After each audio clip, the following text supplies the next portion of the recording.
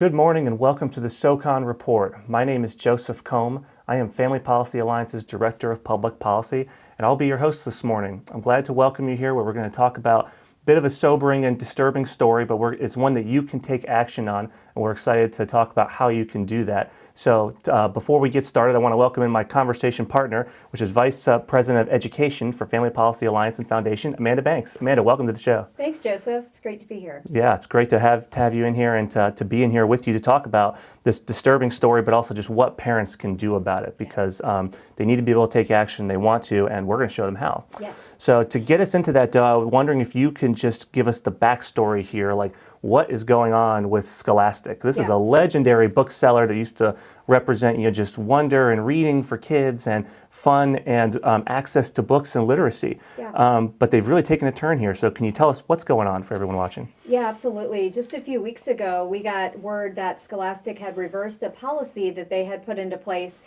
to give schools the option to protect children from some divisive and sexualized materials. They had a group of books, about 64 of them, that they set aside. They called it Share Every Story. That's kind of a ambiguous name, but these were the titles that people like you and I and our viewers wouldn't want our children or our grandchildren to be viewing and to be reading.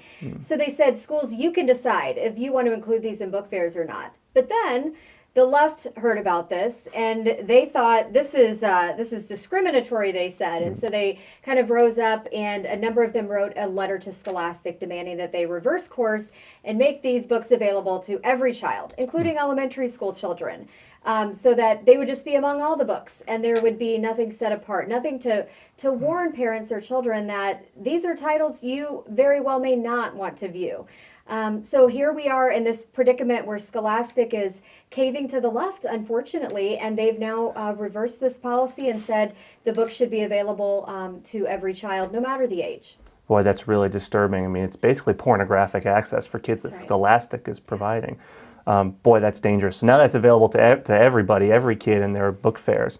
I want to talk about just briefly why this is so dangerous, because our audience needs to know, what the threat level is to kids here. So briefly, what this means is that these kids through these book fairs now have access to actual pornography.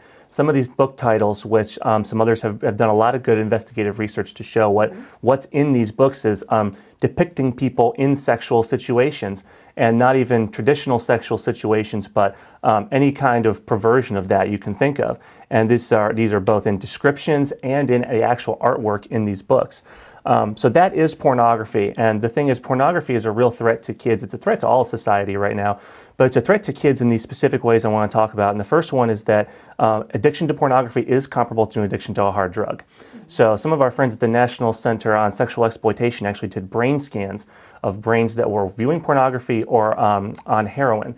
And the brain scan results were virtually the same, at least visually. So there's a lot of other evidence out there about how addiction to pornography is as destructive to a person's life as an addiction to hard drugs. And when you couple that with the fact that currently the average age of first exposure to pornography is between 7 years old and 13 years old, that means we're basically exposing kids to something like heroin at 7 years old. And that will addict them for the rest of their life if they don't get intervention or some kind of help and healing. And what Scholastic has done here is explicitly exposing kids to that pornography. They're helping along this early exposure. And not only that, but because this material shows different sexual situations besides just man and woman, it's pushing gender transition on these kids, which FPA has done lots of work on leading up to this year, and we don't have time to go into that, but it's a double whammy there of exposing kids to pornography and pushing gender transition on them, and all of that abrogates the fundamental right of parents to direct the upbringing of their children, which includes exposure when it comes to their sexual innocence. Parents have the right to decide, or they should decide, when and how their children come to understand what sex is, and hopefully God's beautiful design for it in marriage. So that's a lot for people to take in, and hopefully it gets you an idea of what the threat level is here, gets our audience at least. But so Amanda, I want to ask you to start, so we begin talking about what parents can do about this. You are the leader of Family Policy Foundation's Schoolboard Academy trainings, which is an awesome program that I have been in and thoroughly enjoyed. and we've had several cohorts go through it now, but since you know how school board members play a role in allowing Scholastic to have these books in their schools, what is it that school board members can do about this?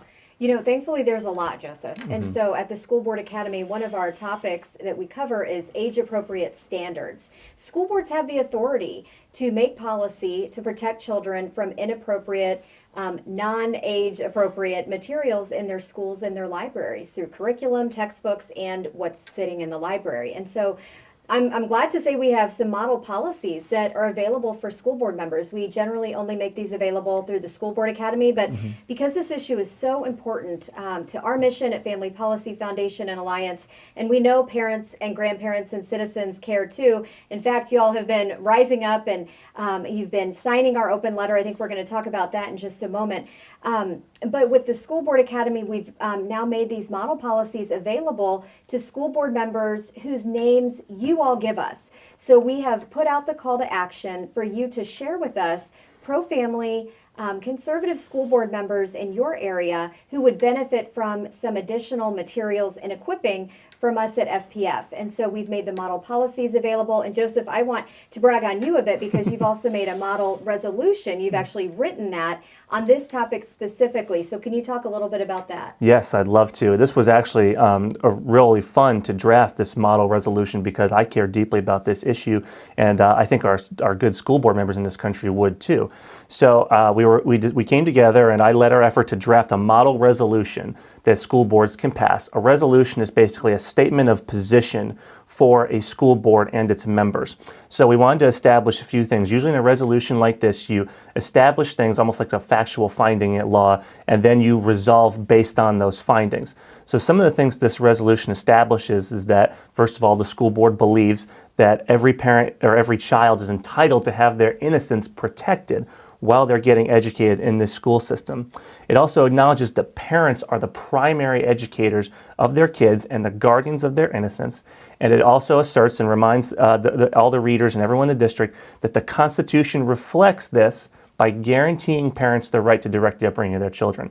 That is the family law standard, and it should be recognized by all school boards.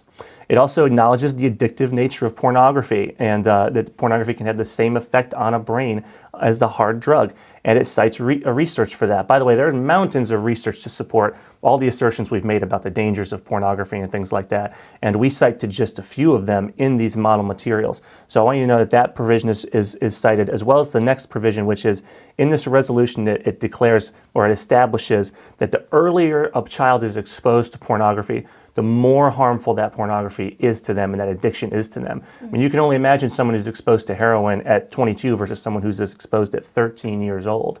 The harm is going to be exponentially increased, and the research supports this for pornography too. And then it acknowledges, doesn't state Scholastic by name, but it acknowledges that there is a nationally prominent bookseller who is helping increase that exposure to children, unfortunately.